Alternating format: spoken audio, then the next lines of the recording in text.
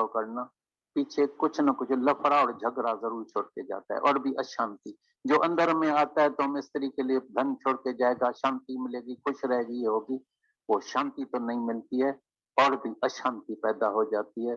तभी संत लोग जितने होते हैं, जिसका विवेक अंदर जागृत हो जाता है, बोलता है वाह गरीबी, वाह गरीबी।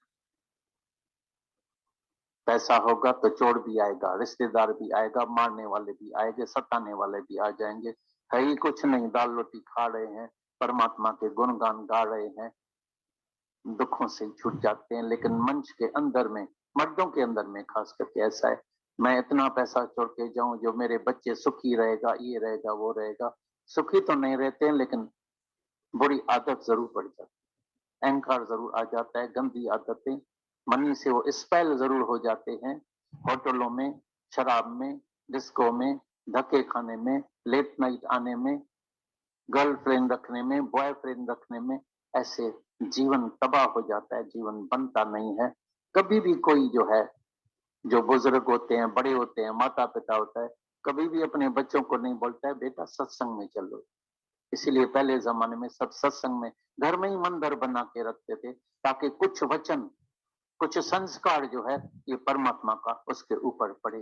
तो कम से कम कुछ न कुछ, जो गुरु ग्रंथ साहिब, भगवत गीता, कोई रामायण, कुछ न कुछ, कोई मंत्र, कोई ओम का मंत्र, कोई गायत्री मंत्र, कोई हनुमान चालीसा, कुछ न कुछ उसको परमात्मा का अंदर जो है स्मरण रहे, याद रहे। नहीं तो ऐसा नहीं, तो अभी तो बस डांस करने का है, नाच करने का है, डिस्को करने का है, कपड़ा बनाने का है, डिजाइनर बनने का है, ये करने का है, पैसा कमाने का है, लेकिन शांति मिलती नहीं, क्योंकि शांति है अंदर। पर मौज इतनी माणी जेके मिलिया आत्म स्वरूप सा। आनंद किसको मिलता है, मौज किसको आती है, जो अपने आत्म स्वरूप से मिल जाता है। ये आत्मा का ज्ञानी गुरु से मिलता है बार बार। बाकी कई जन्मों में सत्कर्म भी करके आए, अच्छे कर्म भी किया, अच्छे घर में, अच्छे खानदान में, सब कुछ मिला, धन मिला, मकान मिला, मर्द मिला, बच्चा मिला, स्त्री मिली, जो जो मांगा सब इच्छाएं पूरी हो गई, लेकिन मन की शांति नहीं मिली, क्योंकि मन जिंदा है, क्योंकि देहध्यास रह गया, क्योंकि होमे रह गई। और बड़े में बड़ी बीमारी जो दुनिया में है वो है होम में दीर्घ रोग। बड़े में बड़ी बीमारी जो है वो है होमे का रोग है। जन्मों से ये रोग लगा पड़ा है। ये बड़े में बड़ी कैंसर से भी खराब बीमारी है, वो कभी उतरती नहीं है, लेकिन गुरु के संग में, आत्मा के ज्ञान से ये बीमारी खत्म हो जाती है। जैसे लाइट जगाने से अंधेरा खत्म हो जाता है। आत्म विचार कीजिए तो जगत है कहाँ, ब्रह्म विचार कीजिए तो जगत है कहाँ, फिर जगत बचेगा नहीं। आत्मा ही आत्मा, परमात्मा ही परमात्मा रह जाएगा। जब आत्माकार दृष्टि हो जाती है, आत्माकार वृत्ति हो जाती है, आत्माकार नजर हो जाती है, यही नजर, यही दृष्टि, यही वृत्ति गुरु से मिलती है। इसलिए हम देखते, जब दादा भगवान के साथ इकट्ठे रहते थे तो एक ही यज्ञ चलता था, मिक्स वाणी नहीं चलती थी। अभी तो भजन भी ऐसे बन गए हैं सिनेमा के, ये उस वक्त सिर्फ आत्मा का ज्ञान चलता था, आत्मा के ही भजन चलते थे, आत्मा का ही निश्चय सब पक्का करते थे। और उस जमाने में जिस जिसने निश्चय किया है वो सब मुक्त होके बैठे हैं, मुक्त हो गए हैं। अभी भी मेरे अंदर में आता है तो इस आत्मा से ही प्रीत रखो, आत्म स्वरूप में आ जाओ। बैर बहुत भटके, बहुत घूमे, दूसरे के ऊपर भी बहुत आशिक हुए, अभी अपने ऊपर आशिक हो जाओ। आप पर आप हम आशिक है अब दोस्तों, आशिक होकर और पर तकलीफ उठाएं क्या जरूर, क्या जरूर है। पहले बराबर गुरु का संग मिलता है, लेकिन सच्चा गुरु बार बार हमारे अंदर वाले गुरु को जागृत करता है। तुम्हारे भीतर में जो गुरु बैठा है उसको जगाओ, तो पूर्ण गुरु का सन उपदेश, तो पार ब्रह्म परमात्मा निकट कर दे, निकट कर, डील में देखो, अंदर देखो। लेकिन उसके लिए ये जरूर मेहनत करनी पड़ेगी, अपने खुद ही को गंवाना पड़ेगा। खुद ही और खुदा, जैसे दो तलवार एक मयान में नहीं समा सकेगी, नहीं जा सकेगी, ऐसी तरह से खुद ही और खुदा एक जगह नहीं समा सकेगा। यहाँ खुदा रहेगा, यहाँ खुद ही रहेगी, यहाँ रोशनी रहेगी, लाइट रहेगी, या अंधेरा रहेगा, एक बात रहेगी। तो जब देह अध्यास है तो इच्छा भी है, अहंकार भी है, लोभ भी है, भूल भी होती है। भूल करके फिर बोलता है आई एम सॉरी, क्यों किया, ऐसा क्यों किया, वो क्यों किया, वो क्यों किया, ऐसा नहीं करते थे, वो नहीं करते थे। मन जिंदा रहता है, इसीलिए सारी दुनिया दुखी, सारी दुनिया, क्योंकि देह अध्यास है। क्योंकि माया में कमी जरूर रहेगी, रहती है। माया तो ऐसी है जैसे बर्तन के नीचे कोई कटोरा लेके आया, नीचे सुराख लगा पड़ा है, कितना भी दूध डालेगा, पानी डालेगा, पहले भर जाएगा, थोड़े टाइम के बाद खाली खाली। इच्छा पूरी होती है, कोई भी इच्छा पूरी होती है, बहुत खुश होते हैं, फिर खाली खाली, प्यासा ही प्यासा, खाली खाली, जो कुछ मिल गया खाली खाली, भागो, और चाहिए, और चाहिए, और चाहिए, और चाहिए। ये चाहना का कभी अंत होता नहीं है, लेकिन ब्रह्म ज्ञान से तुम चाहना रहित हो जाएगा, अहंकार रहित हो जाएगा, निरिच्छा बन जाएगा, क्या मांगू। तभी बोला देखो जो भी परमात्मा से बन के आता है, मैं समझता हूँ it is my will is being done. मेरी भी यही इच्छा है। बरसात होती है, मैं भी चाहता हूँ बरसात हो गई है, बहुत अच्छा हो गया। गर्मी होती है, बहुत अच्छा है, क्योंकि नहीं तो अनाज और आम कैसे पकेंगे, फ्रूट कैसे पकेगा। इसमें भी भलाई है हर हालत में, नहीं तो मंच हर हालत में दुखी लगा पड़ा। और हालतें तो सबके सामने आती है, क्योंकि जगत है ही चेंजेबल। और मन चाहता है तो मैं सदैव तंदुरुस्त रहूं, जवान रहूं, मरूं नहीं, सदैव सुखी रहूं, मजा लेते रहूं, भोग भोगते रहूं, ये करते रहूं। लेकिन ये शरीर भी चेंजेबल, जगत भी चेंजेबल, ये चेंजेस तो सबके सामने आती है, इसलिए सारी दुनिया दुखी। सकल सृष्टि का राजा दुखिया, जाके देखो, थोड़ा अनुभव करना। भाई राजा तो है, औलाद है नहीं। और जिसको एडॉप्ट करता है वो फिर ऐसा शैतान निकलेगा, सब पैसा उसका उड़ा देगा, और भी दुखी। अरे बोलेगा इसी से बना, नहीं एडॉप्ट करते थे, नहीं था तो अच्छा था, ऐसा बेटा ले लिया। किसको? एबनॉर्मल। भाई बेटा तो दिया आधा पागल, कभी संभालेगा कैसे, किसको दे। और जिसका पैसा होता है तो कभी वो अच्छे कर्म के लिए तो बड़ा मुश्किल है। कभी कई बार हमारे पास भी कई आते हैं शाहूकार, कई बार बोलते हैं तो भाई हम एक बड़ा हाल बनाएगा। मैं बोलता नहीं बनाना, छोटा पड़ जाएगा। तो बोला क्या करें? मैं बोला ऊपर जाके बनाना। अभी गए हैं, कुछ लोग गए हैं और कुछ लोग जाने वाले हैं थोड़ा पैसा लेके। तो बोलता है दीवार कौन बनाएगा, जमीन तो ले लिया है तो दीवार कौन बनाएगा। तो दीवार बनेगा, फिर उधर गर्मी होगी, ऊपर थोड़ी हवा कमती होती है तो एयर कंडीशन लगाएगा, फिर हवा के लिए बनाएगा, कुछ न कुछ पक्खा लगाएगा, ये करेगा वो करेगा, ये करेगा वो करेगा। क्या हालत मंच की लगी पड़ी है। जिस काम के लिए आया वो काम अधूरा ही रह गया। बहुत दौड़ भाग की, दान किया, पुण्य किया, गरीबों को दिया, ये किया वो किया। अभी गरीब सब ढूंढेगे उसको, अरे तुम क्यों चला गया, मेरे लिए तो जिंदा रहते थे, अभी हम कहाँ से खाएंगे, 500 रुपया मेरा चला गया। याद करेंगे 500 रुपए को, उसको थोड़ी याद करेंगे। बीमार बोलेगा दवाई अभी कौन देगा, अरे तुम चला गया। तभी गीता में भगवान ने बोला अगर तुमको सच में दान करने का है, ये ब्रह्म ज्ञान का दान करना है, ये है उत्तम में उत्तम दान है, ये ब्रह्म ज्ञान का दान, जिसका फल जो है अभी कैश प्रत्यक्ष अभी का अभी वो हम देख रहे हैं। तो जिसको भी ये ज्ञान मिलता है, कई सब शहरों से ऐसे ऐसे लेटर्स आते हैं, टेलीफोन आता है, जो बिल्कुल अंदर में निराश दुखी लगे पड़े थे, सुसाइड का ख्याल कर रहे थे, नींद नहीं आती थी, तो अभी उनको चैन आ गया है, खुश है, प्रसन्न हो गए हैं, प्रसन्न चित्त हो गए हैं, वाह वाह उनके अंदर से निकलती है, शुक्राना ही शुक्राना। अभी मुस्कुराना भी सीख गया, अभी हंसना भी सीख गया। हर शहर में अभी लाफिंग क्लास चालू हो गया, सब हंस रहे हैं, मौज में है। जो हालत बन के आती है, वाह प्रभु, वाह प्रभु, वाह प्रभु, जो तेरी इच्छा वो मेरे लिए बहुत अच्छा अच्छा है। Thy will be done, O Lord, thy will be done, not my will। चल मेरी इच्छा पूर्ण नहीं होए, क्योंकि जिस दिन मेरी इच्छा पूर्ण होगी तो एक इच्छा के बाद जब पूरी होती है तो डबल इच्छा तैयार हो जाती है, दो पूरी होती है तो चार इच्छाएं तैयार, चार पूरी होती है तो 8 तैयार हो जाती है। और मरने तक वही इच्छा हमको जन्म मरण के चक्कर में लेके आती है।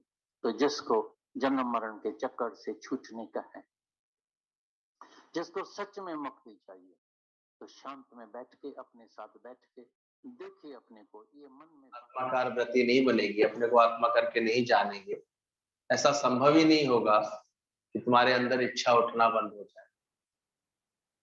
कमी लग रही है तो कामना उठेंगी उठेंगी, अपने को देह माना है तो ये कम रहेगी रहेगी।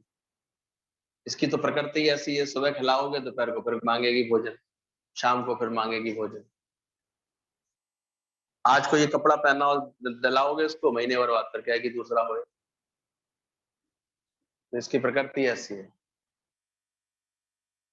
तो ध्यान रखना इस बात का। कामना रहित होने का मतलब ही है क्या तुमने अपनी आत्माकार वृत्ति बनाई, अपने को आत्मा जाना। आत्मा में ही सर्व कामनाओं का समापन है, नाश हो गया। बाकी शुद्ध कहाँ हो गए, कच्ची भीत, मट्टी की दीवार, ये शरीर कैसे शुद्ध हो सकता है? ये तो हर 4 घंटे बाद कहता चाय का प्याला मिल जाए, कोई ना कोई देखो इसके अंदर में लगा रहता है। तो अभ्यास जो करना है वो यही करना है कि मैं देह नहीं हूं, मैं आत्मा हूं। इसको दृढ़ता से पकड़ते जाओ, मजबूती से जानो इस बात को। फिर एक अंदर में स्थिति महसूस करोगे कि मिले तो वाहवा, ना मिले तो वाहवा। शरीर का है, प्रारब्ध होगी, अवश्य मिलेगी। मैं क्यों चिंतन करूं, मैं क्यों इसके लिए उलझूं? खेल बना पड़ा हुआ इसका, जो भी कुछ बना हो। और आगे फिर तुम जब इस कार्य में इतने बिजी हो जाओगे तो ये भी ध्यान आना बंद हो जाएगा। क्या सोचा? देख नहीं रहे प्रारब्ध कितना तेजी से काल चक्र घुमा रही है, सब चक्र घुमा रही है, कहां से कहां उठा के बैठा दिया है कुछ महीने में। लेकिन हाँ, प्रारब्ध कभी चमकती हुई दिखाई देती है तो कभी प्रारब्ध इसके विपरीत भी आते हैं। प्रारब्ध से कभी कभी दुख भी आते हैं, प्रारब्ध से बिछोड़े भी आते हैं, प्रारब्ध से धन का अभाव भी आता है। उस समय शांत रह पाओगे?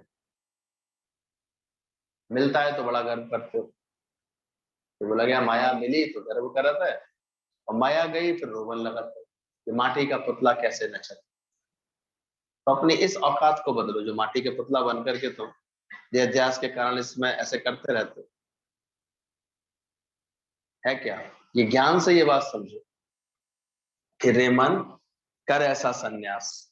संन्यास माना सर्व इच्छाओं और कामनाओं का नाश, यानी पूर्ण हो गई उसकी सारी कामनाएं। लड़की की मांग भरी जाती है और उसको ये एहसास दिलाया जाता है कि बस अब तेरे को पति परमात्मा मिल गया, अब तेरी सारी मांग आज से पूरी हो गई, भर गई। लेकिन देखा यही गया, भरती नहीं है, बढ़ जाती है इच्छाएं। और क्या हो जाती है? बढ़ जाती है, और कामनाएं बढ़ जाती है। जबकि एक प्रतीक यही है कि अब तुम बिल्कुल निश्चिंत रहो, तुम ऐसे निरीक्षा भाव में रहना और ईश्वर से अपना लगन लगा के जो परमात्मा ने मनुष्य जन्म दिया उसको सार्थक करना। वो तो सब भटक जाते हैं, भूल ही जाते हैं, किसी को पता ही नहीं होता।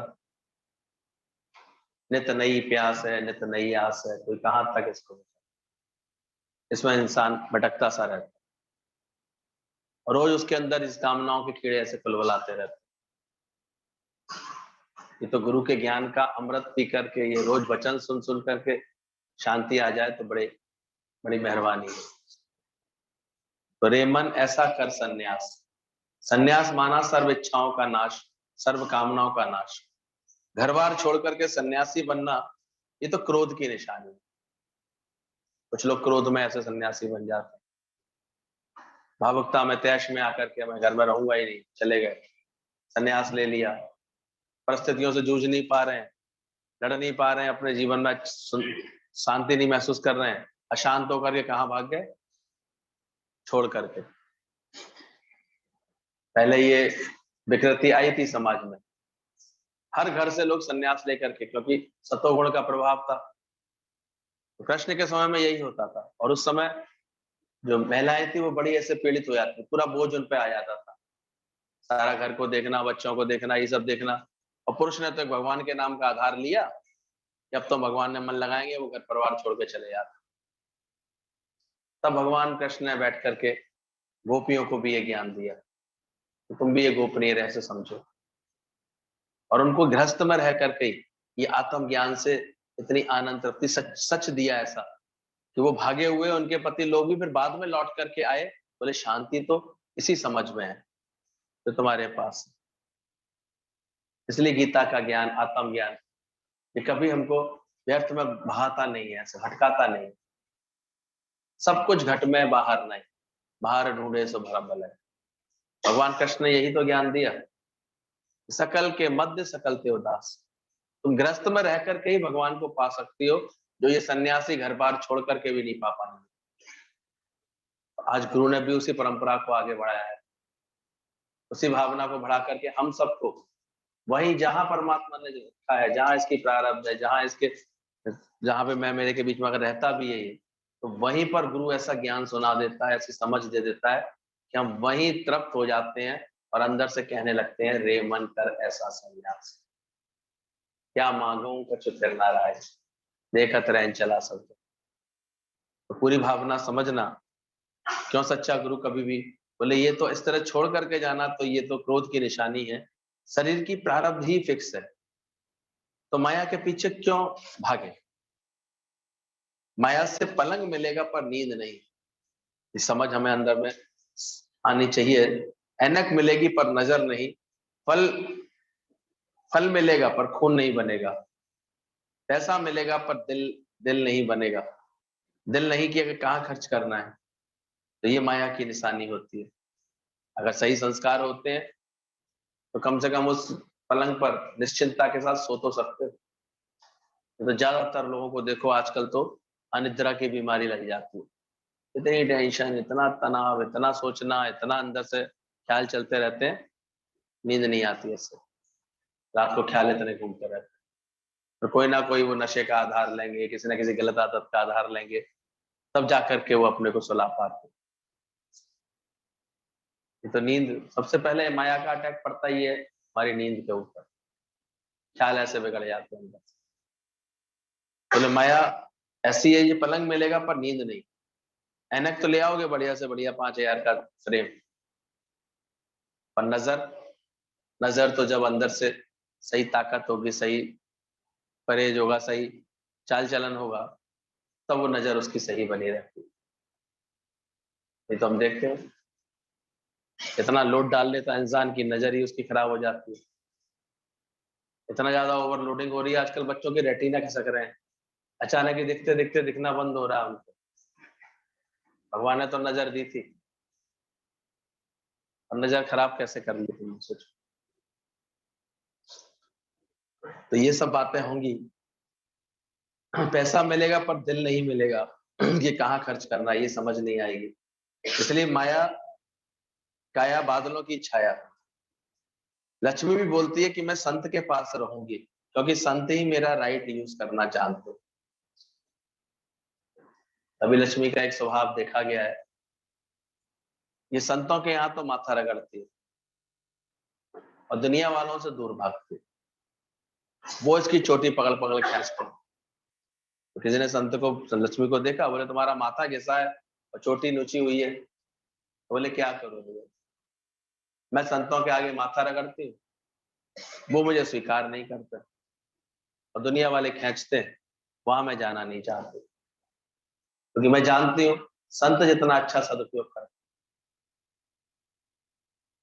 उनके पास ऐसी सुंदर समझ होती है, ऐसा ज्ञान होता है, दौलत हो और दिल हो और दिमाग, तो बन जाए ऐसा बाग जो सुख मिले सब।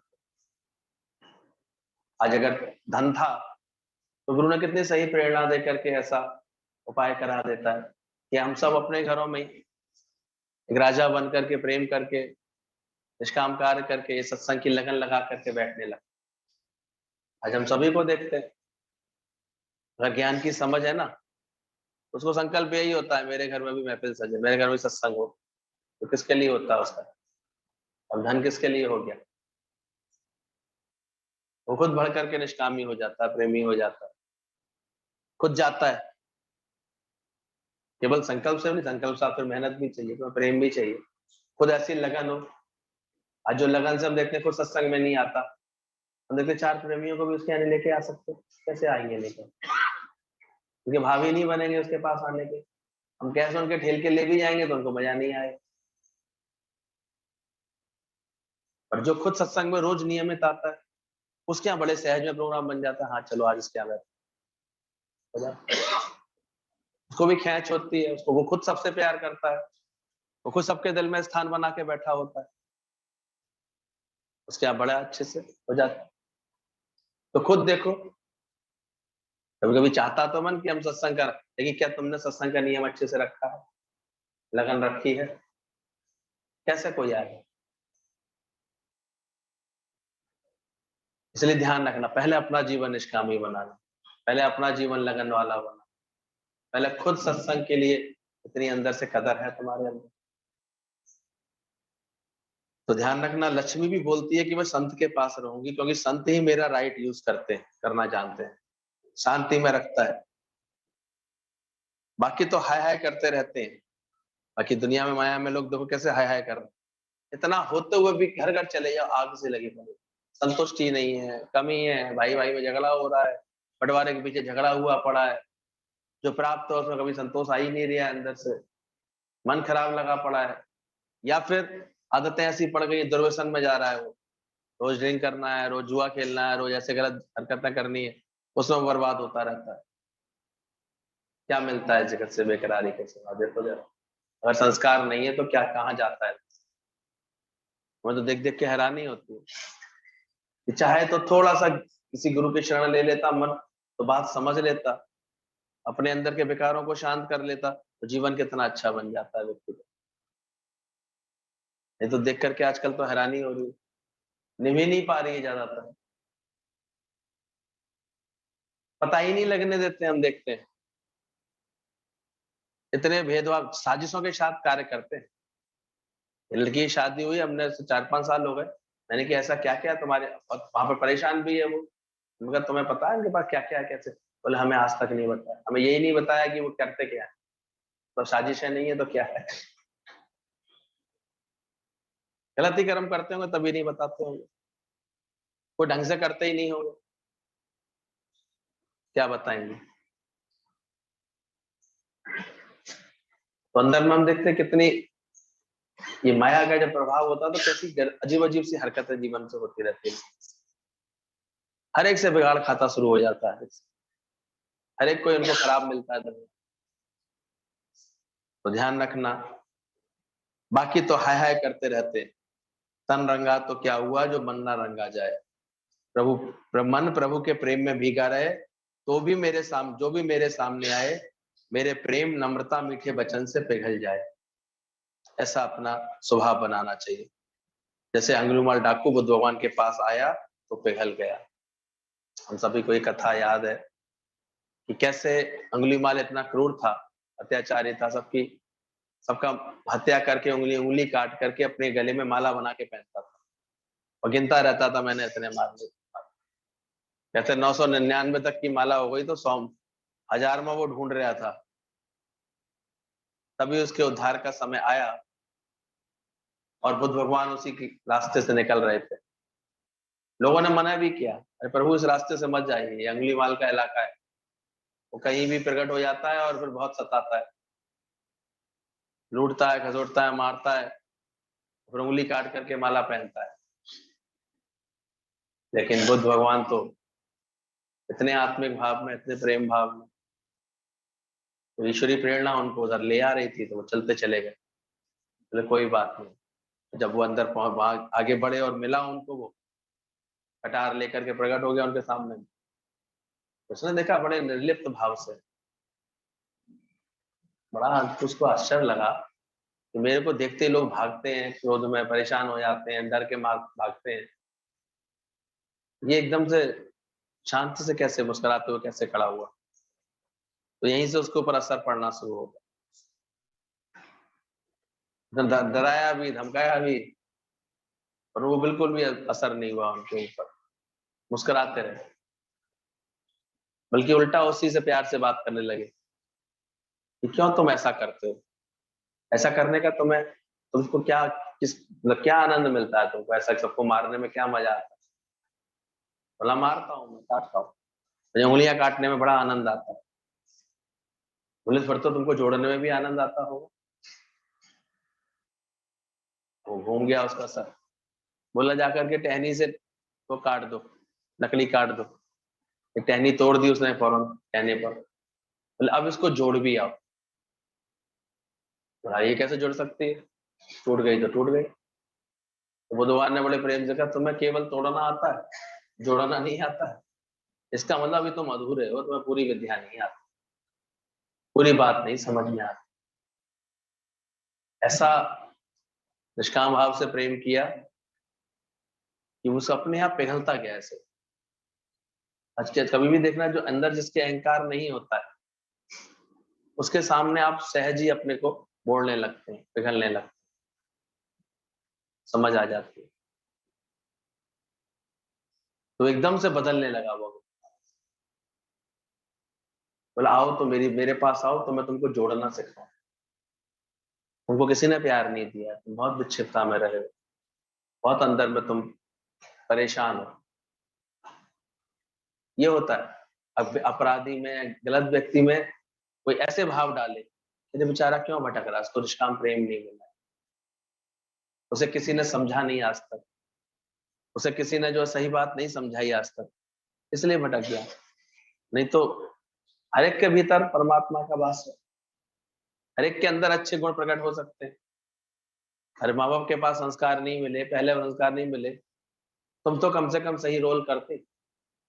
तुम तो स्त्री क्या बन गई, उस तरह बन गई। मुझे कहते थे ज्यादातर स्त्रियां उस तरह होती हैं, तीखी बात बोलना, झगड़े करना, मनमानी करना, कमा के लाओ, ये लाओ, तरह तरह से टॉर्चर कर देना उल्टा, स्त्री उस तरह बन जाती, परेशानी परेशान। कोई कोई होती है जो पत्नी बनती है, और कोई कोई भाग्यशाली होती है जो धर्म पत्नी बनती है, जो धर्म के रास्ते पर लेके चल सके, खुद भी धर्म के रास्ते बढ़े और साथी को भी धर्म के रास्ते बढ़ाए। बाकी धर्म पत्नियां बस कहला लेते हो अपने आप को, हो तो है तो कोई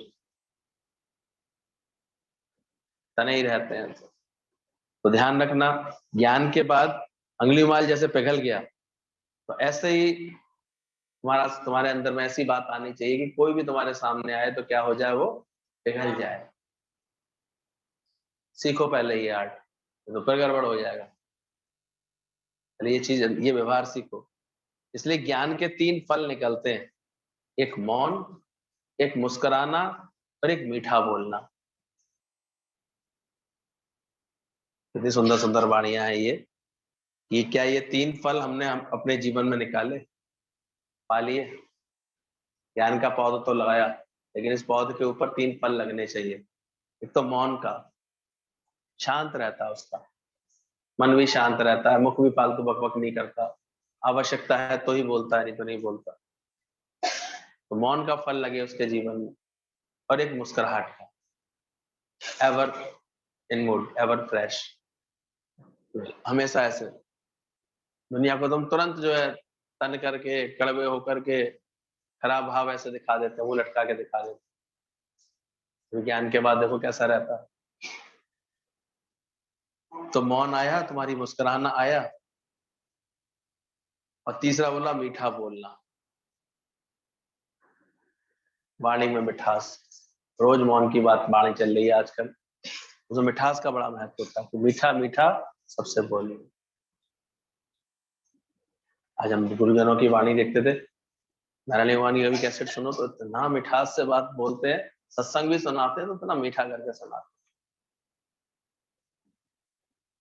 गुरु जी को भी हम देखते इतने इतने ज्ञान के आर्टिस्ट थे, एकदम से सबको ऐसे रिझा लेते थे। वाणी भी ऐसी अमोल होनी चाहिए हमारी। ये सत्संग तो ध्यान रखना, इसकी वाणी कर्कश होगी ना, उसकी वो सत्संग बोलेगा भी ना तो एक खराबी को जन्म दे देगा, नहीं दे पाएगा, प्यार कर ही नहीं पाएगा। बहुत मिठास भरो, से अंदर से निमाड़े बनो, बी नथिंग बनो, अहंकार त्याग करके बात करो, दोष दृष्टि रहित होकर के बात करो। किसी में दोष देख रहे हो तुम क्या किसी को ज्ञान सुना पाओगे। पहले ऐसे अपना मन बनाओ, मन अंदर से बुरा मिटाना, दिखे सकल सृष्टि सारी। तो ज्ञान के ये 3 फल निकले हैं कि नहीं। दुनिया तो बड़ी रंगीन थी, जीना नहीं आता था, हर चीज में नशा था पर पीना नहीं आता था। गुरु आता है, ये सिखा देता है हमको। ज्ञान के बाद सही मायने में सुख लेना आता है।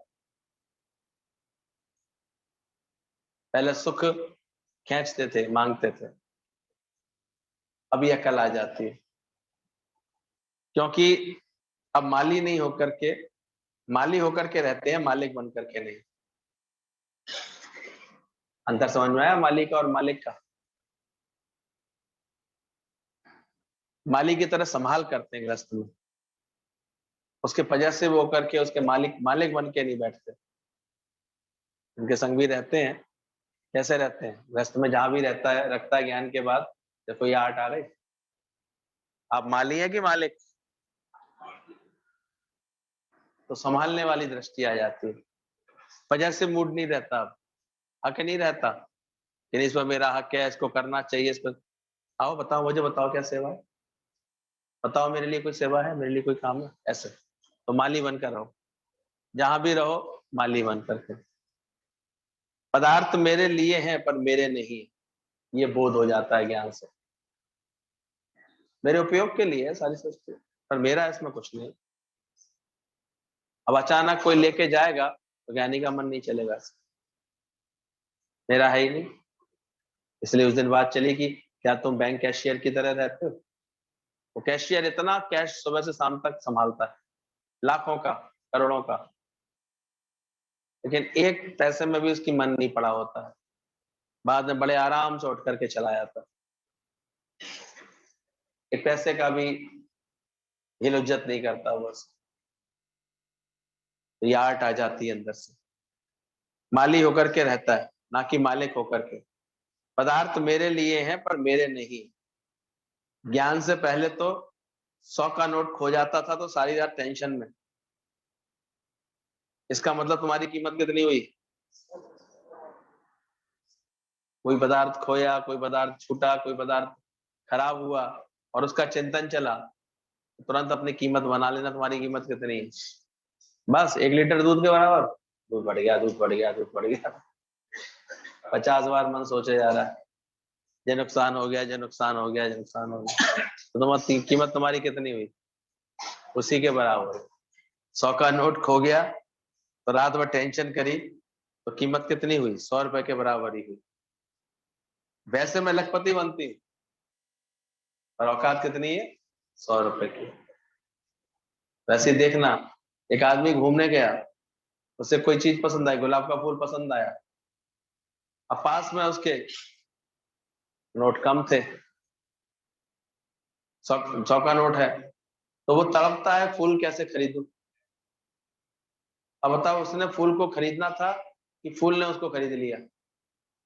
अगर तड़प हो गई, कहीं तुम बेचैन हो गए किसी पदार्थ को देख करके, तो वास्तव में क्या हुआ? किसने किसको खरीद लिया? यही आर्ट सीखनी है कि हम नहीं बिक जाए कभी भी। ज्ञानवान खुद नहीं बिकता है। एक व्यक्ति गाय को लेकर के जा रहा था, गाय बंधी हुई जा रही थी, गाय आगे आगे, वो पीछे भी चल रहा था, उसके गाय बंधी हुई थी। तो शिष्य ने कहा, देखो गुरुजी गाय को कैसे बांध के ले आ रहा है। तो गुरुजी हंसने लगे, बोले तेरी समझ में नहीं आती बात कभी भी। बोले क्या हुआ? बोले गाय नहीं, गाय को ये नहीं ले आ रहा, गाय इसको ले आ रही है। बोले नहीं गुरुजी, ये गाय को पकड़ के ले आ रहा है। बोले तो समझ नहीं रहा अभी भी, गाय इसको ले आ रही है। बोले कैसे? जरा रस्सी काट के देख कौन किसके पीछे भागता है। तो बीच की रस्सी काट के देख, फिर समझ में आ जाएगी तेरे को कि आदमी गाय के पीछे भाग रहा है कि गाय आदमी के पीछे भाग रही है। तो अंदर देखो, तुम गुलाम हो जाते हो चीजों के, पदार्थों के, लोगों के, संबंधों के। वो गुलाम नहीं होते। तभी तो एकदम से फिर देखते परेशान होकर बैठते हैं। पहले इतनी मोह ममता कर लेंगे बच्चों में इतनी, और बच्चे तो बड़े होंगे धीरे धीरे, फिर वो अपने काम में लग जाते हैं, लग जाते हैं, कहते हैं, हाय अब क्या करें, अब तो बच्चों को भी मतलब नहीं रहा। तो बंदा कौन था? समझी नहीं थी बात, सब कुछ को छोड़ कर देंगे, नाता ही तोड़ कर देंगे। तो ये होता है कि हम खुद बंध जाते हैं, और गुरु आकर के हमारी आंखों को ज्ञान का नजर देता है कि तुम नहीं बंधना, तुम अपने को मुक्त रखना। तो समझना इस बात को कि जैसे गुलाब के फूल खरीदने के लिए गया तो फूल कैसे खरीदूं, अगर ये चिंता ना गया तो फूल को खरीदना था कि ना, फूल ने उसको खरीद लिया। ज्ञान के बाद मायापति होकर के रहना है, माया के गुलाम होकर के नहीं। इन दोनों का अंतर जब गुरु का संग करोगे, गुरु को ऑब्जर्व करोगे, तब जाकर के अंदर में समझ में आता है कि गुरु कैसे रहता है। वो तो है मायापति नटवर, इसलिए माया में हर्षाए। उसे कदाचित कोई भी बात, कोई किसी का व्यवहार कैसे माया में उतार चढ़ाव उसको विचलित तो दुखी क्यों नहीं करती है, क्योंकि वो मायापति है। और वही तुमको सिखाना चाहता है। तुम आज के बाद कैसे रहना, मायापति बन के रहोगे, माया के गुलाम होकर रहोगे? गुलाम तो रोएगा थोड़ी थोड़ी देर में, जरा बातें याद करके रोएगा, ऐसे विचार कर करके रोएगा ऐसे। इसलिए इतनी प्रीत भरे गुरु से बड़े, पहले संग करके पहले ज्ञान पक्का पढ़ो। हम भी जानते हैं ज्ञान 2-4 महीने में नहीं है, सालों के अभ्यास से होता है, बहुत साल। आज लगातार हम लोग 35 साल गुरु के पास दौड़ते रहे, जाते रहे, बैठते रहे, उनका संग करते रहे, तभी अनुभूतियां बनी है अंदर में। समय लगता है, कितने साल, शुरू के 4-5 साल तो बेसिक समझने में ही निकल जाता है इस ज्ञान का। तुम सोचते हो 4 दिन बाद जाएं, अरे मैंने तो भूल जाएगा, तो कुछ नहीं पल्ले पड़ेगा। इतनी प्रीत हराम से उतनी पहले हरी से हो जाए, बड़े भाग्य से आनंद शांति मिलती है। इसलिए गीतावान कहते थे कि जब ज्ञान मिले शुरुआत में, तो सब बातों से रेड लाइट करके बैठ जाओ, सब तरफ से मन हटा करके पहले ये पक्का कर लो, बड़े भाग्य से मिलता है। आप देखोगे साथ रहते रहते एक शहर में भी कितने लोग नहीं मिल पाते, नहीं आ पाते। ये तो कोई पुण्य जागे हैं जो सत्संग में परमात्मा लेकर के आया। कैसा लगता है तेरे को? इतना अंदर से सत्संग के लिए कदर होनी चाहिए, गुरु के लिए कदर, तब कहीं जाकर के जीवन आगे अच्छा बनता है। प्रिय संग कभी ना छूटे, ऐसी तार जुड़ जाए, ऐसा कुंडा सा जुड़ा रहे अंदर से लगन में। ठीक है, प्रारब्ध कभी कभी इधर उधर लेके जाती है हमको, लेकिन हम जुड़ना चाहें तो बहुत तरीके हैं गुरु से जुड़ जाए। उसको याद रखने के, उसको उसकी बातों को याद रखने के, नित्य अभ्यास करने के बहुत मौके, और ये निकालना चाहिए, नहीं तो फिर चला जाता है जगह, ऐसे ही छूट जाता है। तो ध्यान रखना, मायापति होकर के रहना है तुमको, ना कि माया के गुलाम। ऐसे जो भगवान ने दिया है उसका मजाक करें, ना कि पास्ट और फ्यूचर की सोचें। अभी भी तुम्हारा मन अगर पास्ट की सोच रहा है और फ्यूचर की सोच रहा है, तो इसका मतलब ये अभी गुलाम बन गया है, मायापति नहीं। ये निशानियां है। पास्ट माना गुम, ना कि पास्ट माना गम। अक्सर लोग पास्ट की बातें याद कर करके क्या करते हैं, गम करते हैं, ऐसा था, ऐसे हो गया मेरे साथ, गम करते हैं। और पास्ट का मतलब क्या होता है, गुम होना, गुम। ज्ञान हर बात को गुम कर देता है अपने अंदर। पास्ट माना कैंसिल चेक, फ्यूचर माना प्रोमिसरी नोट, और प्रेजेंट माना कैश मनी। उसका उपयोग करें, इसको ही समझना। हमारे यहाँ दादाजी ने बोला पास्ट माना कैंसिल चेक। अब कैंसिल किया हुआ चेक तुमको मिल जाए हमारे किसी लाभ का, कभी चलेगा उसमें कुछ निकाल सकते हो, कैंसिल। तो जो पास्ट में बीत गई बात है वो कैसी है, कैंसिल्ड चेक की तरह। पिछली बातों को दोहराना, रिपीटेशन करना, बार बार उनको याद करना, बार बार बोलना, ये तो महामूर्खता साबित हो जाती है। तो पास्ट है तुम्हारा कैंसिल्ड चेक, फ्यूचर है तुम्हारा हुंडी जैसा, प्रॉमिसरी नोट। किसी ने प्रॉमिस कर दिया मैं तुम्हें ये दूंगा, बट बाद में ना तुमको ये इतने की हुंडी है, इतने का तुम्हें मिल जाएगा। तो फ्यूचर में जो मिलने वाला है वो है प्रॉमिसरी नोट, वो भी तुम्हें खुश नहीं रख सकता। लेकिन प्रेजेंट को बोला गया कैश मनी, और जो मनी तुम्हारी जेब में है उपयोग तो उसी का ही होता है।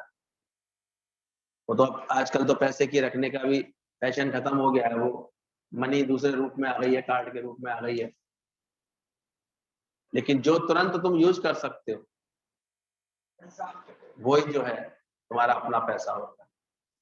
तो प्रेजेंट को ही बोला गया वो कैश मनी है, उसको उपयोग करें, हमेशा मुस्कुराहट में रहे। तो इसलिए प्रेजेंट में ज्ञानी जीता है, वर्तमान के पल का एंजॉय कर रहा होता है। और जब तक अभी अज्ञान बाकी होता है तो अज्ञान देखो भूतकाल में चला जाएगा, तो भूत जैसा हो जाएगा, रिएक्शन देगा, या जिन्न जैसा हो जाएगा भविष्यकाल की यादों में, उसकी कल्पना में बैठा बैठा मुंगेरी लाल की हसीन सपने देखता रहेगा, ऐसा होगा फिर ऐसा होगा फिर ऐसा होगा। पर ज्ञान के बाद गुरु क्या प्रैक्टिस कराता है, किधर रहो, लिव इन प्रेजेंट।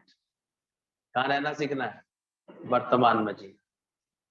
हम आज से और आज के आनंद में रहें, कल क्या हुआ और कल क्या होगा इसकी चिंता ना करें, इसकी फिजूल की चिंता नहीं करनी चाहिए, इतना हमको रहना चाहिए इसमें।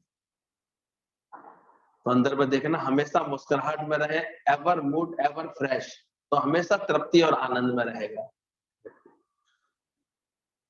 इसकी आदत डालो,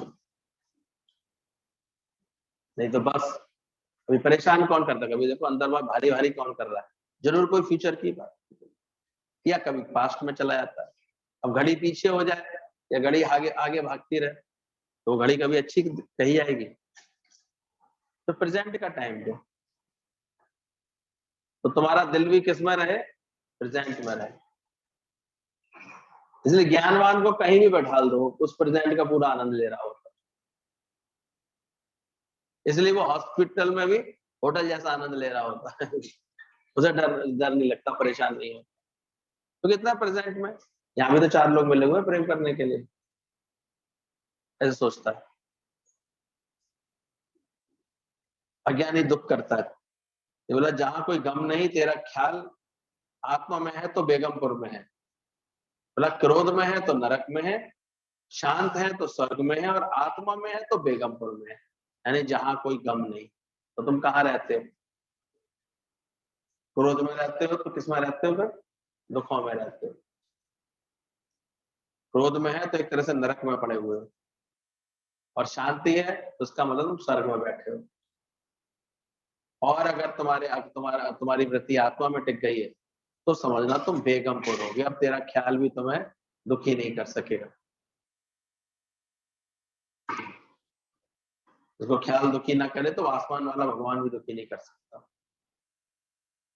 फिर तीसरी स्टेज बताई, पहला स्टेज तो ये बताई थी, कल बात चली थी, मन ही ते मन मानिया। दूसरी स्टेज थी रे मन ऐसा कर संन्यास। और तीसरी स्टेज नानक देव ने बताई, मन तू ज्योत स्वरूप है। रे मन तू ज्योत स्वरूप है, मन को ऐसा जगाओ। ज्योत को पटको तब भी ऊपर उठती है। कभी मोमबत्ती को नीचे मोड़ के देखा है, उसकी लौ किधर जाएगी, लौ हमेशा किधर की तरफ उठती है। इसलिए बोला गया है, लौ की उत्पत्ति, अग्नि की उत्पत्ति सूर्य से है, तो हमेशा अपनी गति किधर की तरफ रखती है। उसे कितना भी नीचे झुकाओगे तो लौ किधर जाएगी, ऊपर की तरफ। और पानी की उत्पत्ति है पाताल से, पानी को कितना भी उछालो वो किधर गिरेगा, नीचे। तो जानना इस बात को, मन तो ज्योत स्वरूप है, ज्योत को पटको तब भी ऊपर उठती है। ऐसे कोई तुम्हारे को कितना भी मान करे अपमान करे, तेरे से उसको क्या मिले, रोशनी मिले। तुम जब ज्योत स्वरूप तुम्हारा मन हो जाएगा, चढ़ा हुआ मन हो जाएगा, ज्ञानवान मन हो जाएगा, तो तुमसे क्या मिलेगा सबको। और अभी क्या मिल रहा है तुमसे सबको, तुम कौन सा व्यवहार दे पा रहे हो सबको। कुछ बदला है सत्संग के बाद, अरे हाँ या ना, सब बुद्धू से बैठे क्या देते हैं। अभी भी क्रोध तो नहीं दे रहे, नरक में बैठ जाओ जाकर के, कहाँ बैठे रहते हो। सोचो, आत्मा में होगे तो फिर बैठे होगे बेगमपुर में। अभी किसी बात का भी गम लग रहा है, उसका मतलब आत्मा में नहीं बैठे हो। लग रहा है गम अभी, मन चलता है, पूछो अपना। तो ऐसे ज्योत स्वरूप बनो कि ज्ञान अपमान करे कोई तो तेरे से रोशनी मिले। जो तुझको कांटे बोए बाए बोए तो फूल, तो उसको तुमसे खुशबू लेकर के जा। मुझे कहते रसगुल्ला ऐसा होता है, उसे कहीं से भी दांत लगाए कोई, उसी का मुंह मीठा क्या कर देता है, मीठा कर देता है। तो ऐसे रसगुल्ले जैसे बनो। पहचानो इस बात को। इसलिए जो गुरु की आज्ञा में, गुरु के नियम में, कायदे में चलता है, वही सही फायदे में रहता है। गुरु से पूछ करके, गुरु से बता करके। आज हमने देखा कि जब तक गुरु जी का रहा तो कितना निष्काम सबके जीवन में बढ़ता गया, क्योंकि आज्ञा में चल रहे थे सबके जीवन। सारी दीदियों के जीवन भी उनसे पूछ करके, जैसे वो भेज देते थे, जैसे जहां भेजते थे, जहां कहते थे। आज भी जो हम देखते हैं आज्ञा से चलता है एक दूसरे की, ज्यादा अच्छा है। गुरु मानता है, गुरु के भाव में रहता है, आज्ञा से चलता है, तो कायदे में रहता है, उसका फायदा। नहीं तो नुकसान होता है। इसलिए हमेशा सही कायदे को समझना। सुबह सुबह एक खबर आई है कि हमारी नंदा अंकल थे, नंदा भैया, उनकी माता जी वो भी बहुत प्रेम करती थी।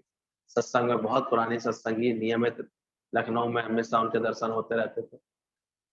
उम्र भी काफी हो गई होगी, 80-85 से ज्यादा ही होगी उनकी, है 90 के ऊपर ही होगा उनका। रात को 2 बजे करीब शरीर शांत हुआ है। सुबह मोना दीदी लोग उनके पास पहुंची है, अभी 11-12 बजे लेके जाएंगे उनको। इतना प्यार, ये तीनों वचन चल रहे थे, मीठा बोलना, मौन रहना, मुस्कुराना, ये तीनों तो गुण जैसे उनके ऊपर चिपके रहते थे हमेशा।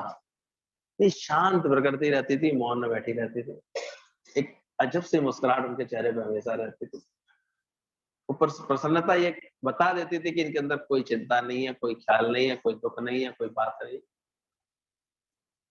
और हमने देखा पूरा, बेटी तो क्या, बेटा तो क्या, बहू तो क्या, बेटे की भी दोनों बेटियां, सबको इतने ज्ञान में उन्होंने परफेक्ट कर दिया था। और इतना तो गुरु से अच्छा प्यार निभाया था कि पहले तो एक दिन निश्चित ही था, हम लोग जाते ही जाते थे उनके। शायद बुधवार का दिन उनके यहाँ सत्संग होता था, शनिवार का होता था, ऐसा होता था। तो गुरु जी सब प्रेमी, जो भी बाहर के प्रेमी आते थे, उन्हीं के यहाँ बस, किसी किसी के घर में इतना कंफर्ट होता ना, बस चलो चलो सब वहीं पहुंच जाओ। 12 नंबर खंबा पहचान बनी थी उनके घर की, वहां पहुंच जाना, उस एरिया में बिजली के खंभे गिनते आना, जिस खंभे पे 12 नंबर लिखा है वही वाला घर है। नाम भी नहीं याद रहता, 12 खंबा याद रहता था। तो उनके पास पहुंच जाते थे सुबह से ही, सत्संग के बाद 12 बजे तक सब लोग पहुंच जाते थे, 11-12 बजे तक। तो कितना बड़ा उनका घर था, सब वहीं बैठ जाते थे।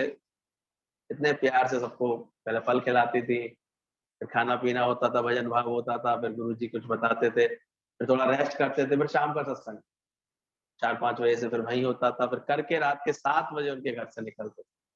पूरे दिन उनके ऐसे कि 6 घंटे तक, 6-7 घंटे तक यज्ञ चलता रहता था। और वो इतने निमाड़ेपन से, विनोद भैया भी पूरे समर्पण से, खुद एक्साइज के कमिश्नर थे, इतनी अच्छी पोस्ट पर थे, लेकिन इतने गुरुजी के आगे निमाड़े थे वो, ऐसे समर्पित रहते थे। और आज पूरा जेंट्स का सत्संग संभाल रहे हैं लखनऊ में हम लोगों का, अच्छे प्यार से। और खुद उनकी बेटी पढ़ाती भी इतने अच्छा, खुद इतने अच्छे सत्संग से सबको सुख देती रहती है। तो गुरु के एक एक बच्चे का हम देखते हैं जीवन इतना सुंदर होता है। नीरू भाभी तो कई बार यहाँ भी आई है, विनोद भैया भी आए हैं यहाँ पर, मिले होंगे। शायद माता जी नहीं आई ना, मतलब आई थी कभी एक बार पहले, वो नहीं आई है। नीरू भाभी आई है, बोली उम्र थी उनकी शुरू से। तो मौन, मुस्कुराना और मीठा बोलना, ये जैसे उनका सहज स्वभाव था। हमेशा उनकी बोलना है, आ गया गौरव, कैसा है, इतने प्यार प्यार से बोलती थी। अच्छा लगता था उनके पास 2 मिनट भी बैठना। अच्छे, इतनी खुश होती थी लगन देख करके, कोई गुरु से प्यार बढ़ता था किसी का, किसी के सत्संग में लगन बढ़ती थी, तो देख के प्रसन्नता जाहिर कर, ये भी एक आर्ट होती है। अरे कोई तुम्हारे गुरु के पास आ रहा है, गुरु से मिल रहा है, तुम्हें उसकी खुशी नहीं होनी चाहिए? और वो खुशी दिखी तुम्हारे जीवन से, तुमने उसको शाबाशी दी, प्रेम दिया उसको, खुशी दी, ये भी आर्ट होता है। जो अपने जीवन से देने की आर्ट सीख लेता है, तो कोई मौका चुकता थोड़ी कर देता है, मुस्कुराहट देता रहता है, खुशी देता है।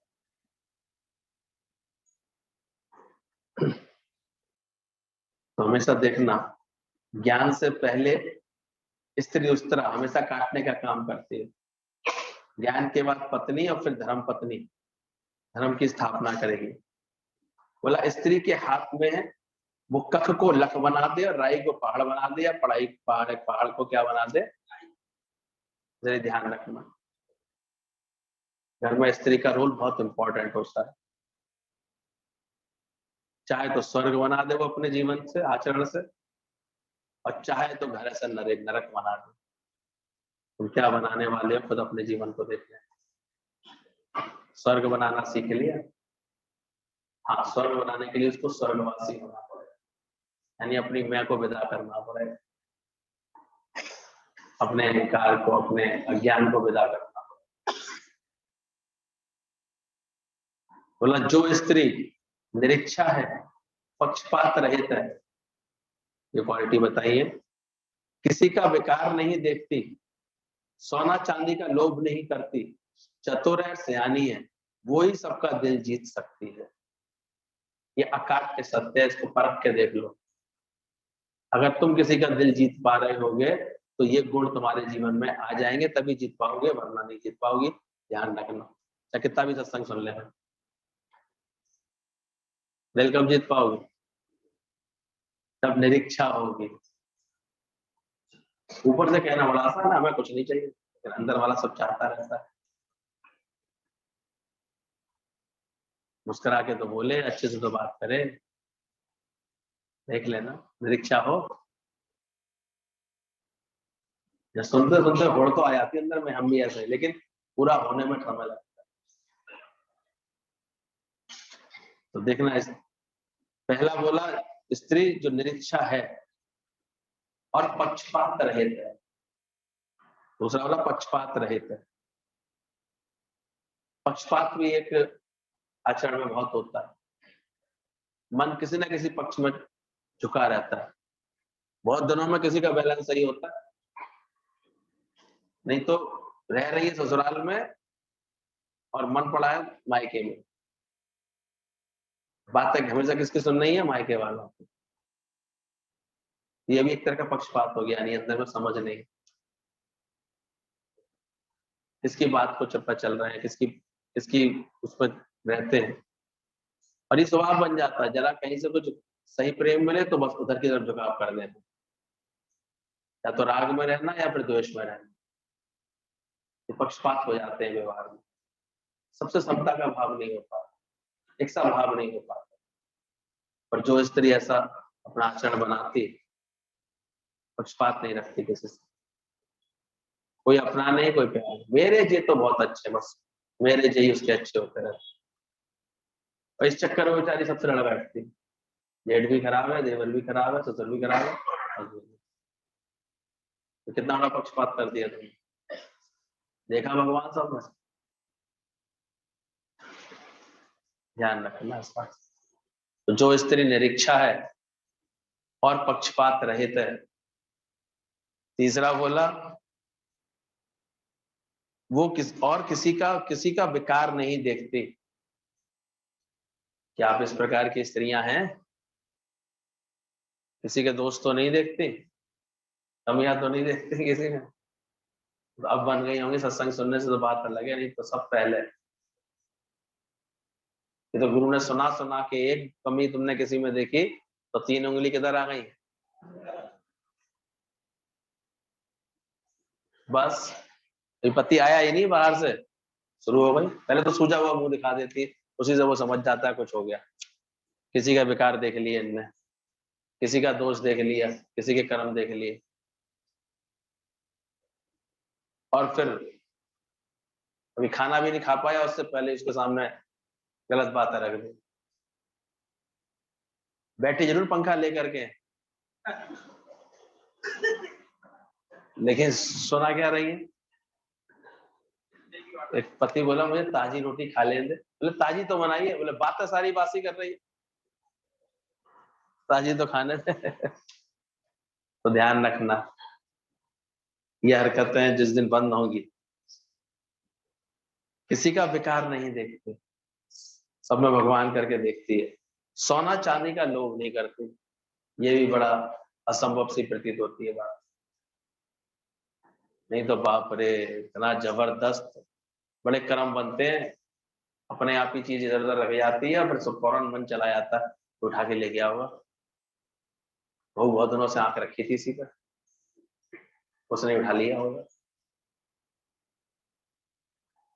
ये क्या होता है अंदर में? सोना चांदी का लोभ, पदार्थों का लोभ। तो जो ये नहीं रखती है, किसी का विकार नहीं देखती है, चतुर है, सियानी है। चतुराई अच्छा गुण के रूप में है, ऐसी चतुराई नहीं जिसमें किसी को, एक समझदार, अपना जीवन बनाने में चतुर है, सियानी है, वो ही सबका दिल जीत सकती है। नहीं तो भेदभाव हो जाएगा उसके आचरण से, तेरा मेरा हो जाएगा, दिल नहीं जीत सकते किसी का। ज्ञान से ही मैं रोग जाता रहता है, मैं का रोग जाता रहता है, ओ मैं का दीर्घ रोग ज्ञान से ही मिटता है। जैसे गर्भ में बच्चा, राग में अंगारा छिपा हुआ है, ऐसे ही हमारी इंद्रियों में ये रस छिपा हुआ है जो चाहते हुए भी हमको हरण कर लेता है। तो अपनी चेकिंग करते आना रोज। अज्ञानी की बात, अज्ञानी के जीवन में जो बातें आती है वो पत्थर पर लकीर की तरह हो जाती है। एक ही बात को बार बार रिपीट करेगा, 100-10-20 साल पुरानी बातों को भी याद रखता रहेगा और हमेशा बेकार के चिंतन में लगा रहेगा। यह अज्ञानी की पहचान, कि उसके अपने मन में ऐसे पुरानी बातें चलती रहेंगी, बार बार उनको पत्थर की लकीर, यानी भूलेगा नहीं पुरानी घटनाओं को, बातों को। और अगर जिज्ञासु बन गया होगा ज्ञान में आने के बाद, तो गुरुजी ने बोला कि अब उसके जीवन में बातें जो होंगी ना, मिट्टी पे लकीर होंगी, बात आएगी गुरु को बता के खाली हो जाएगा, मिटा देगा। अब उसके जीवन की बातें कैसी हो जाएंगी? रेत पे लकीर की तरह। अब मन बेच के सतगुरु को, मन बेचे सतगुरु के पास, तो सेवक के कारज रास। और ज्ञानवान हो गया होगा एक अज्ञानी, फिर जिज्ञासु, फिर ज्ञानी। ज्ञानी के लिए बोला गया जैसे पानी पे लकीर, पानी पे लकीर बनाओ तो पीछे से पीछे मिटती आती है। एक लाइन खींचोगे पानी पे, तो लगेगा तो कुछ खिंचा, लेकिन मिटता जाता हल्के। तो ज्ञानी के लिए ये बोला गया कि उसके अंदर की बातें तुरंत खत्म हो जाती है। किसी का व्यवहार, किसी की बातें, किसी के वार्तालाप, वो तुरंत का तुरंत भूल जाता है। अज्ञानी याद रखता है, जिज्ञासु गुरु को बता के भूल जाता है, खत्म हो जाती है उसकी। ज्ञानी की अपने आप मिट जाती है। लेकिन ब्रह्म ज्ञानी को और ऊपर बोला गया है, उसके अंदर तो कोई लकीर खिंचती ही नहीं। ऐसा ब्रह्म ज्ञानी होता है, उसके जीवन में कोई बात खिंचती नहीं। पेड़ से पत्ता तोड़ोगे तो भी पानी निकलता है, लेकिन ब्रह्मज्ञानी को इतनी भी लकीर नहीं है। लेकिन 5 विकारों का जिसमें मल पड़ा हुआ है, यानी मैल पड़ा हुआ है, तो लकीर जरूर आएगी ही आएगी। इसलिए ज्ञानी ने पहले अपने विकारों को मिटाया है, इसलिए फिर कोई बात लकीर की तरह उसके अंदर नहीं बनती है, तुरंत वो बात का। इसलिए वो इतने अच्छे विवेक का, इतने अच्छे ज्ञान का हर वक्त प्रदर्शन होता है उसके जीवन से, कोई बात बनी नहीं पाती उसके। ज्ञानी के मन सदा आनंद, तो सदैव आनंद में रहता है। जब तक मन बेचेगी नहीं ना गुरु के आगे, तब तक बात खत्म थोड़ी होती। बैठे बैठे सोचता रहता है, सोचता रहता है। कितने दिनों तक तो ये सोचता है, कैसे बताएं, कैसे बताएं, कैसे बताएं, क्या बताएं, क्या सोचेंगे। अरे क्या सोचेंगे, माया है ही एक सी, सबको दुखी कर रही है, उस माया को निकालो। तो मन बेचे गुरु के पास, फिर सेवक के कारज रास। तो ध्यान देना, जब तक मल रहेगा तो लकीर जरूर आएगी आएगी। फिर इमोशंस में आओगे तो हलचल होगी, विक्षेप माने हलचल होती रहेगी। तो 3 तरह से अज्ञान हमारे अंदर भरा रहता है, मल, विक्षेप और आवरण। कौन उसमें सब बातें बेमाने है, शब्द बेमाने है, तो मैं माना करके, माना डाल करके दुखी सुखी होते हो। जैसे चाय में चीनी डाल करके पीते हैं, ऐसी हर बात में अपनी मिठास डाल करके मजा लें। ये बात समझ में आ रही है? जो भी बात आ रही है जीवन में, क्या तुम उसमें अपनी मिठास डाल करके मजा ले रहे हो? रस स्वयं का अब मैं पीता, नित ही मैं खुद रहता हूँ, निज में ही रहना शुरू करो। फिर है आचरण, आवरण, यानी तीसरी बात बोली आवरण आ जाता है, तू मैं का पर्दा।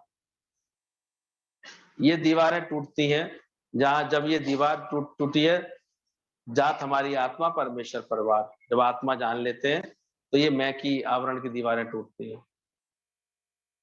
माता ने तो नाम 6वें दिन रखा था, और उस नाम की कीर्ति होती है तो हम खुशी लेते हैं, निंदा होती है तो दुखी होने लगते हैं। फिर गुरु ने ऐसा नाम रखा है कि तू आत्मा है। अब उस नाम की निंदा कीर्ति होती है कि मैं तो आत्मा हूं, तो फिर तो क्या उस नाम की निंदा कीर्ति होगी? तो आज से गुरु से अपना दूसरा नाम लेकर के जाना। तभी पहले एक काम होता था, गुरु के पास जाओ, नाम दान में लो, गुरु से अपनी पहचान लो, अपनी नाम दान में लो। सच्चे गुरु के पास जब आते हैं तो यही अंदर से मिलता है। जब नाम को नया नाम लेते हैं कि मैं देह नहीं हूं, तो वो भुलाना चाहिए। तो ये आवरण गुरु हटाता है। एक सेठ था, उसके नौकर को बहुत गालियां देता था नौकर उसको। एक दिन नौकर ने अपनी पत्नी से कहा कि मैं काम नहीं करूंगा, सेठ जी बहुत गालियां देते हैं। तो स्त्री ने कहा तुम धीरज मत खो, मेरे गुरु के पास चलो, गुरु जरूर तुम्हें कोई प्रसन्न रहने की युक्ति बताएंगे, जो तुम इतना परेशान हो रहे हो, दुखी हो रहे हो। तो पता नहीं उसको गुरु के पास ले गई। तो गुरु ने पूछा तेरा नाम क्या है? उसने कहा दुनीचंद। उन्होंने कहा नहीं, आज से तेरा नाम मुनीचंद है। इतनी बात रामू श्यामू के नहीं, नया नाम आ गया इस बार, दुनीचंद, आज से तेरा नाम मुनीचंद है। तो खुशी खुशी सेठ के पास काम करने लगा। अब गुरु ने नाम बदल दिया तो मुनीचंद होके गया। सेठ रोज की तरह बहुत सारी गालियां देता था, पर उसको असर ही नहीं होता था। आखिर थक करके सेठ ने पूछा क्या बात है, तेरे को कोई असर ही नहीं हो रहा? नौकर बोलता है मेरे गुरु ने नाम बदल दिया है, आप गाली दुनीचंद को देते हैं, दुनीचंद को दे रहे हैं, मैं तो मुनीचंद हूँ। तो सेठ भी गुरु की शरण में आ गया। बोले गुरु ने तेरे को ऐसा क्या कर दिया तू इतने आनंद में अब काम कर रहा है, खुशी में? अब तेरे को शब्द नहीं लग रहे, बात नहीं लग रही, तो अभी तक तुम कौन हो, दुनीचंद हो या मुनीचंद? कौन हुए अभी तक? गुरु से लिया है कि नया नाम? कौन हो? या अभी भी अपने को नाम रूप जान रहे हो? गुरु के पास आ गए हैं तो अपनी नई पहचान। तो तुझ आत्मा को कौन गाली दे सकता है, कौन तेरा अपमान कर सकता है, तेरा कौन तेरे संग खराब कर सकता है? और ऐसा जो ये बात समझ लेता है उसका आचरण बदल जाता है। नानक ने बोला एक भगत एक भगवान, जिसके मन माही, नानक जिसको इसमें मन नहीं है, जिस प्राणी के नाहे मन ताको समझो सुकर स्वान। तो स्वान, हाँ, कुत्ता सुअर समझना उसको। नौकर बोलता है कि नाम बदल गया, तो ऐसे तुमको भी ये बात समझ में आनी चाहिए, गुरु मिल गया मुझे, अब मेरी पहचान बदल गई। ना मैं तनी रहा, ना मैं मनी रहा, सदगुरु मिलने से क्या हो गया? तो हो रहे हैं झगड़े खत्म,